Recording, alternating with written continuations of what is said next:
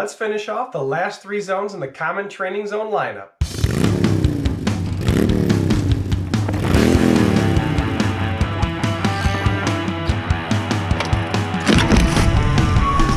But first, I made a little mistake in the last video on my own zones. I was off one. So just know that each zone of mine in the last video was actually 1 zone higher. As an example, I called limit intervals as zone 5 when actually there was zone 6 in my lineup.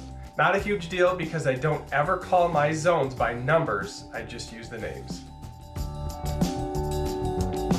We have 3 zones left in both the common classification and in my training plans. They match up and do the same thing for the most part, I just have different names for them. As far as what everyone else uses, we have the Vo2 Max or Zone 5, Anaerobic or Zone 6, and Neuromuscular Power or Zone 7. In my lineup, it would be Zones 7 through 9, and they are called Power Intervals, Absent Intervals, and Synapse Intervals.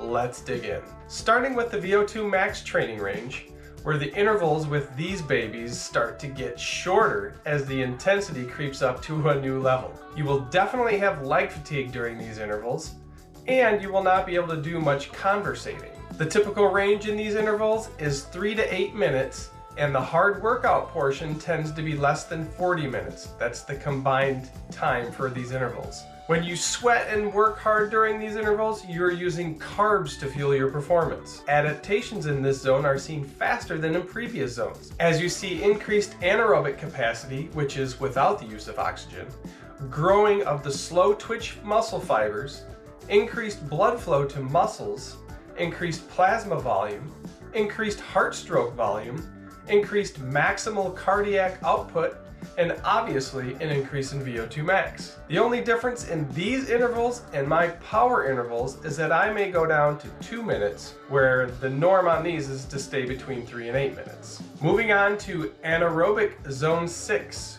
where using the heart rate as guidance is no longer possible due to the heart rate lag. These intervals will cause severe leg discomfort as well as impossible conversation, as these intervals are all out for 30 seconds up to 3 minutes. Doing these intervals multiple days in a row is usually not recommended. All adaptations occur in this zone, but the biggest benefit of this zone is the ability to increase the anaerobic capacity of the body. This is why you see so many workout plans that include intervals in this zone. The only difference between this zone and my absent intervals is I go 30 seconds to 2 minutes instead of going all the way up to 3 minutes. The last and final range that we will talk about is the neuromuscular power zone. These intervals are very short, very high watt output, and are not meant to tax the cardio system. The goal is to throw down a huge amount of watts in less than 30 seconds.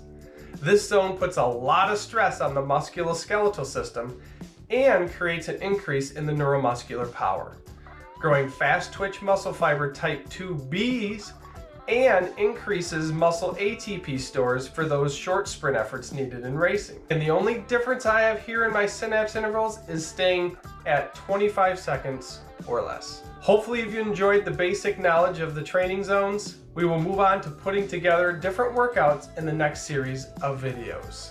I will see about getting to some races so we can get some exciting race footage, but to be honest, I really haven't been motivated to get into race shape. Let me know in the comments below what you struggle with and what questions you may have on these topics. Feel free to share these videos with people who may benefit from them. Let me know in the comments below if you've ever tried a Zone 7 interval. Don't forget to share this video with your workout friends so they can incorporate testing into their cycling life to get faster. I'll have a link in the description to coaching services, cool bike books that I read, and a link to the GoPro I use. If you like bikes and going fast on your bike, help support the channel and grab some cool bike stickers. I put them on my vehicles. Stay tuned for the next How to Cycle Fast video. Don't miss it by subscribing and clicking the bell so that you get notified when it comes out. Watch one of these How to Cycle Fast videos just by clicking on them. Bike life, changing life. Bike life, changing life. This bike life can change your life. Motherfucking bike life can change your life.